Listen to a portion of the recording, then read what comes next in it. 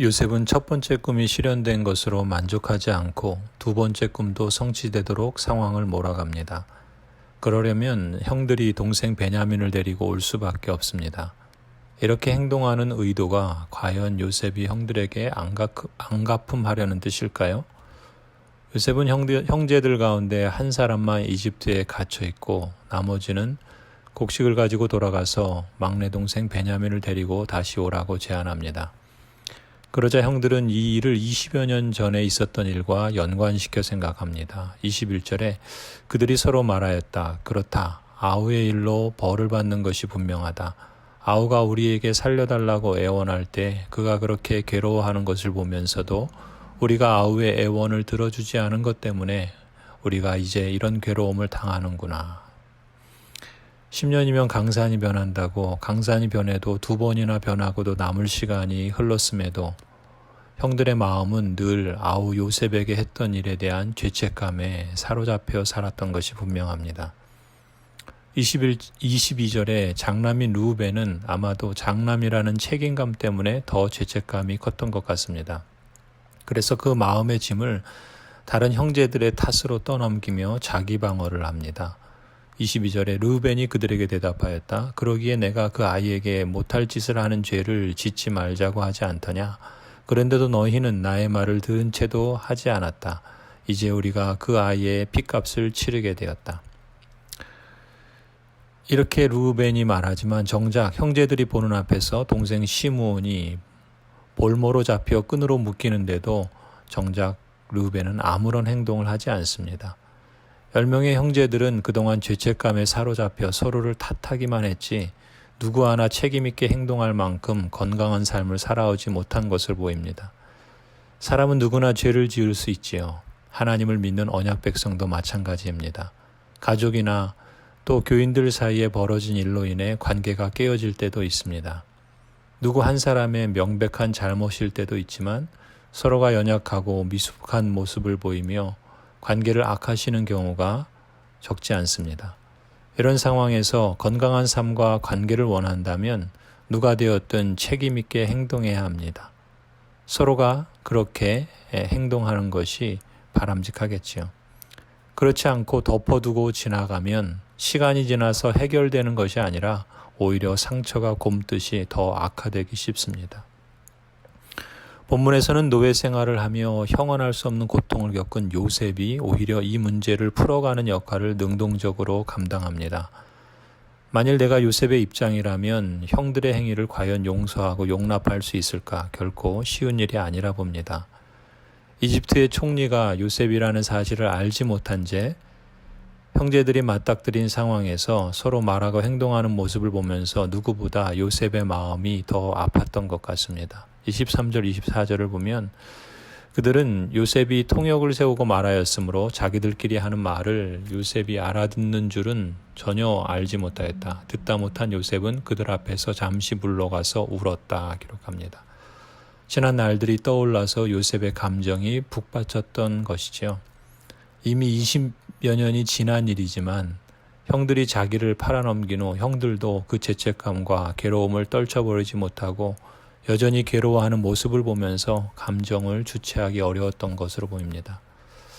그러나 요셉은 감정을 추스르고 다시 형들 앞에 돌아와 절제된 모습으로 계획한 일을 실행에 옮깁니다.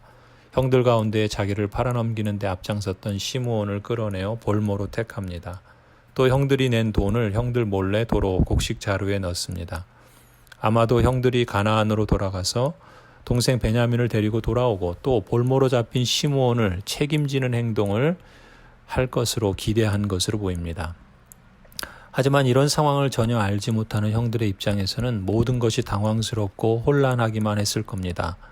요셉을 만난 것도 그렇고 첩자로 몰려 베냐민을 데려오라는 요구도 그렇고 시므온이 볼모로 잡힌 상태에서 고향으로 돌아가야 하는 상황도 그렇고 게다가 곡식값으로 준 돈이 그대로 자루 속에 들어있는 것을 확인하고서는 형제들은 28절 표현 그대로 얼이 빠진 사람처럼 떨면서 서로 쳐다보며 한탄할 수밖에 없었습니다. 하나님이 어찌하여 우리에게 이런 일을 하셨는가? 요셉의 형들처럼 때로 우리 삶에도 원하지 않는 경제적인 어려움이나 질병이나 재난이나 비극적인 상황들이 몰아닥칠 때가 있습니다. 특히 이런 일들이 연거푸 닥칠 때는 정말 당황스럽지요.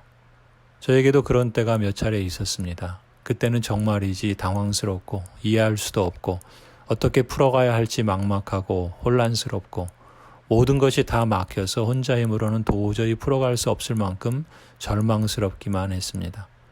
그야말로 어리 빠진 사람처럼 떨면서 한탄할 수밖에 없는 상황이지요. 지금 돌아보면 어떻게 그 상황을 지나왔나 싶습니다. 아니 어떻게 버티었나 싶습니다. 성도 여러분, 어쩌면 지금이 바로 그렇게 느껴지는 분들도 있을지 모르겠습니다. 사실 그 상황에선 저도 그랬지만 요셉의 형들처럼 우리 자신에게서는 아무런 답을 찾을 수 없다고 봅니다. 그럼에도 불구하고 오늘 하나님의 말씀에서 한 가지 주목했으면 합니다. 그것은 바로 요셉의 형들이 한 말입니다. 하나님이 어찌하여 우리에게 이런 일을 하셨는가? 이 말은 형제들이 처한 상황에서 도저히 어떻게 감당할 길이 없기에 절망을 표현한 말이지요. 그야말로 어리 빠진 사람처럼 떨 수밖에 없고 또 이런 한탄 외에는 달리 할 게 없었던 겁니다. 비록 형제들은 탄식의 말로 한 말이지만 이 표현에는 우리가 주목해야 할 중요한 사실이 담겨 있습니다. 우리가 당하는 어떤 일, 바로 이런 일들 가운데 진정 하나님이 관여하고 계시다는 사실입니다. 저도 제가 당한 겹겹의 위기 속에서 뭐가 어떻게 되는지 정신을 차릴 수 없었고 또 앞으로 어떻게 될지 막막하고 그래서 더 절망스러웠습니다. 그런데 지금 지난 시간을 돌아보면 하나님께서는 나를 아셨고 또 나와 함께 하셨고 또 나와 함께 일하시기를 원하셨던 것을 느끼고 확인할 수 있습니다. 이런 경험을 통해 조금이라도 배우고 그래서 얻은 지혜와 용기가 있다면 혹 이런 일들이 또 다른 모습으로 찾아올지라도 적어도 하나님이 내가 당하는 이런 일들에 대해서 아신다는 것, 또 나와 함께 하신다는 것, 또 나와 함께 일하시기를 원하신다는 믿음입니다. 어쩌면 요셉은 자신이 겪은 지난 20여 년의 굴곡진 삶의 여정을 통해 형들보다 더 실제적으로 하나님을 만나고 하나님의 일하심과 역사하심을 앞서 경험하고 신뢰하는 법을 배웠다고 봅니다. 그것을 알고 신뢰하기에 지금 형들도 과거의 죄책감에서 자유케 되고 그래서 여전히 남의 탓을 하며 후회하는 말만 할 뿐 행동하지 않는 모습을 안타깝게 여기면서 자신이 계획한 일들을 통해서 형들도 책임 있는 행동을 보여주기를 기대했을 법합니다. 성도 여러분, 가급적이면 우리의 삶에 하나님이 어찌하여 우리에게 이런 일을 하셨는가 탄식할 만한 일들이 없으면 좋겠습니다. 그러나 혹 이런 상황이 찾아왔을 때 막막하고 절망스럽지만 그럼에도 불구하고 하나님이 진정 우리에게 이런 일들 가운데 함께 하신다는 사실을 신뢰하고 실감하며 넉넉히 이겨갈 수 있기를 간절히 소원합니다. 임마누엘의 하나님, 여호와 이레의 하나님, 그 하나님의 평강이 오늘도 참으로 여러분 모두를 지켜주시기를 간절히 기원합니다. 아멘.